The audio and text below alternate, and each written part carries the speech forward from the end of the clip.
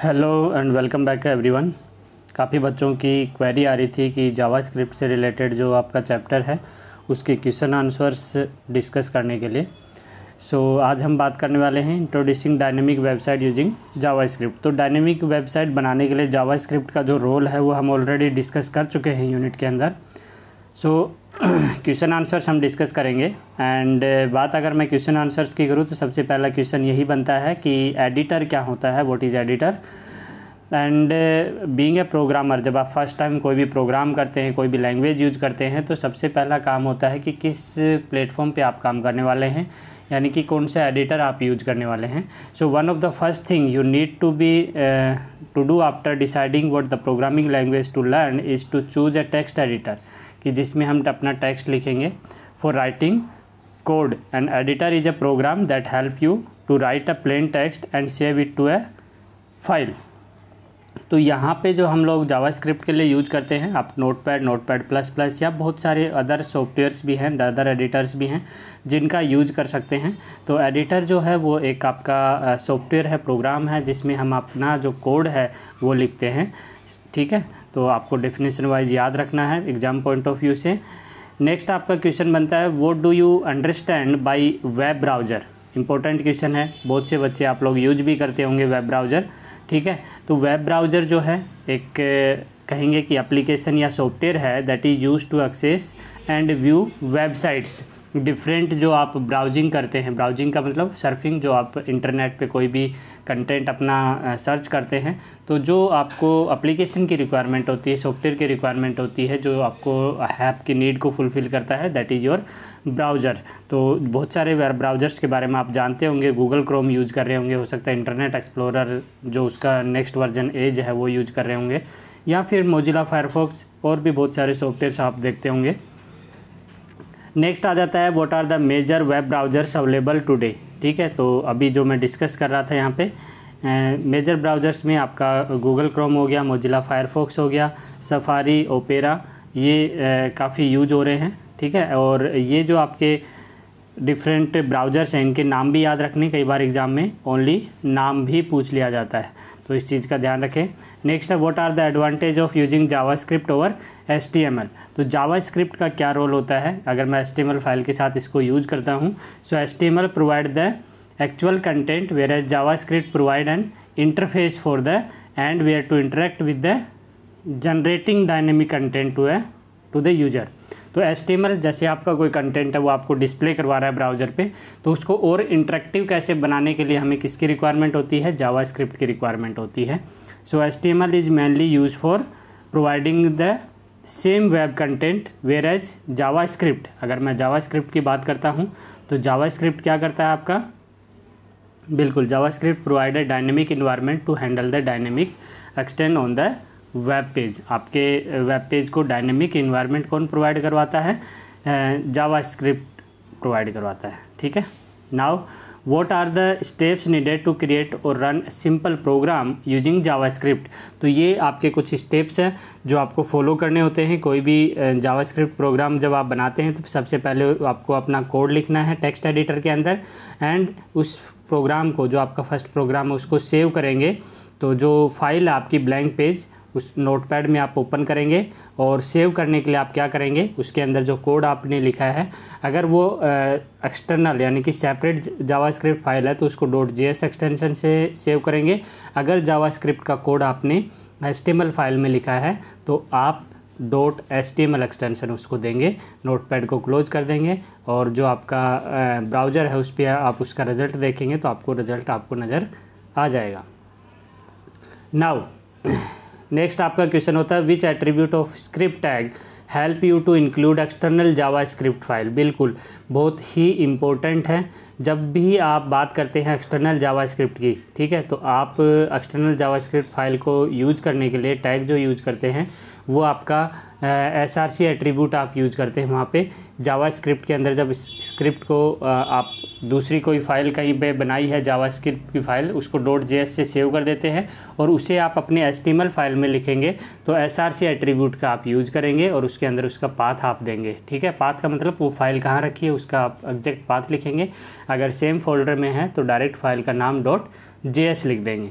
ठीक है, इस चीज़ का ध्यान रखना आपको। और जो इम्पोर्टेंट वन है next question, what are the 3 ways in which JavaScript can be included.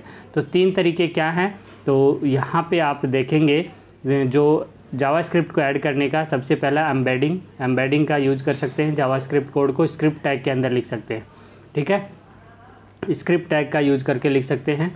And creating an external JavaScript, अलग से जावास्क्रिप्ट फाइल के लिए हम .js एक्सटेंशन का यूज करके अलग से फाइल बना सकते हैं।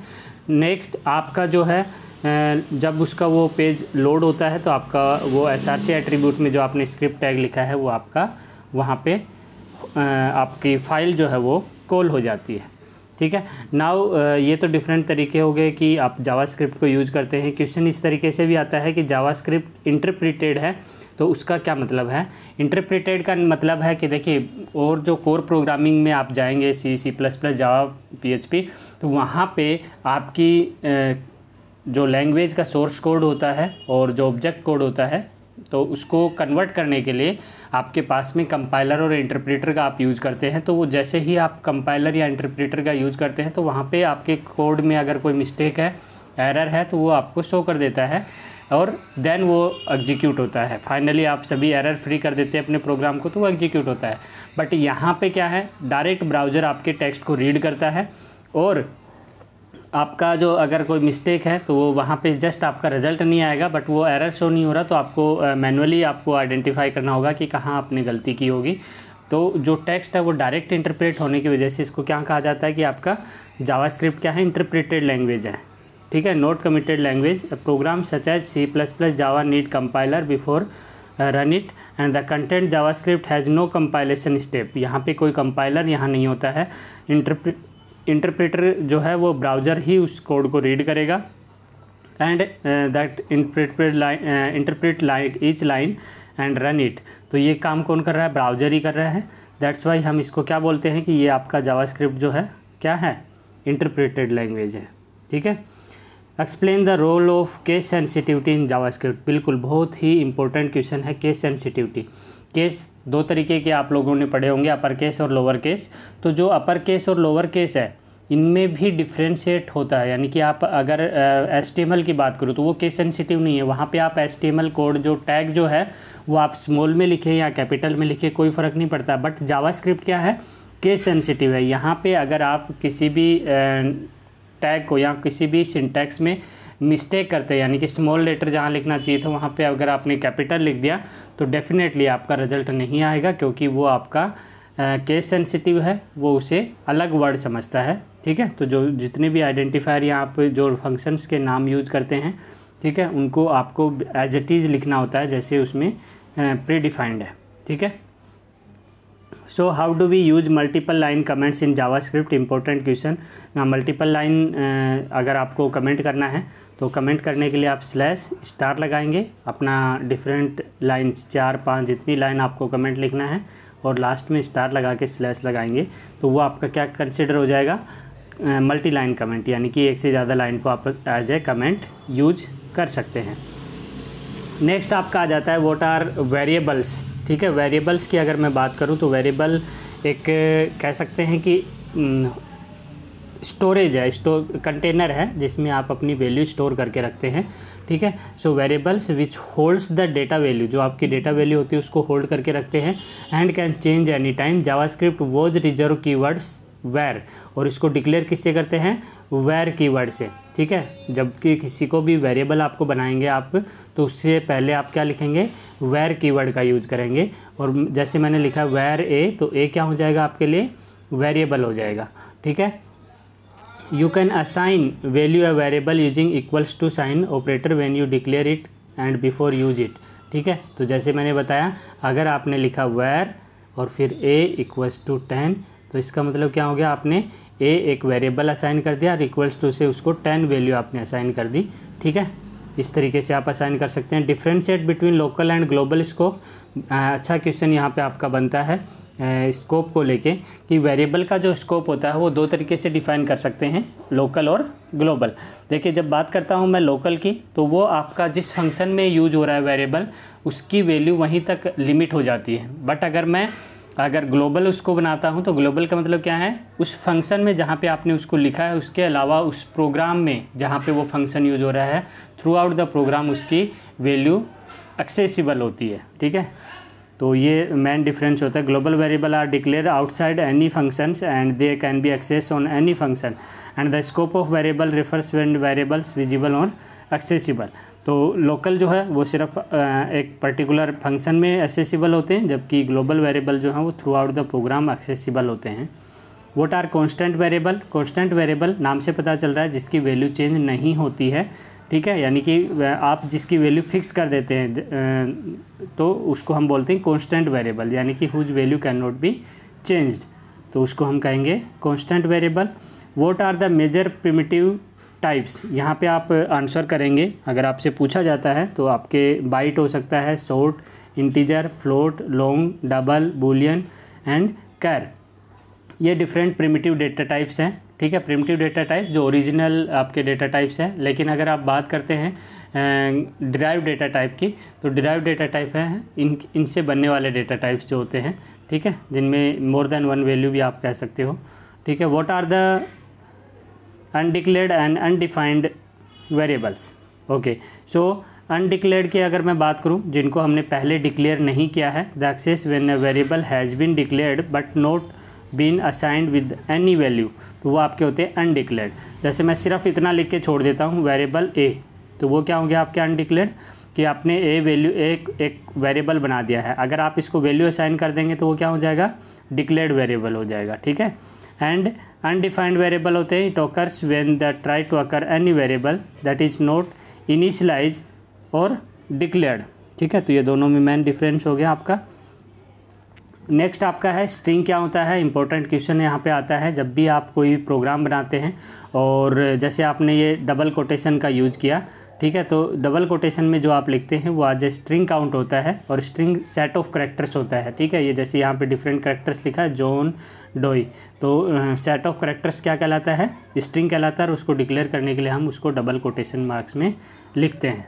ठीक है, नेक्स्ट आपका क्वेश्चन हो जाता है what are two factors to be considered when naming a variable. बिल्कुल, बहुत अच्छा क्वेश्चन यहाँ पे बनता है कि जब आप किसी वेरिएबल को नाम लिखते हैं तो क्या दो फैक्टर्स आप ध्यान में रखते हैं। Advantage of variables is that they are enable one and same program to execute variable set of data. तो आपको ध्यान रखना है कि किसी भी वेरिएबल का नाम लिखते हैं तो वो कभी भी नंबर से शुरू नहीं होता है। अंडरस्कोर का यूज आप उसमें कर सकते हैं। ठीक है, और अदर किसी भी सिंबल का आप यूज उसमें नहीं कर पाते हैं। इस चीज़ का आपको ध्यान रखना होता है। Right any 5 invalid variable names. ठीक है, आप बता सकते हैं। Names can be contents letters उसमें हो सकते हैं। Begin with letters. ठीक है, लेटर से ही स्टार्ट होंगे।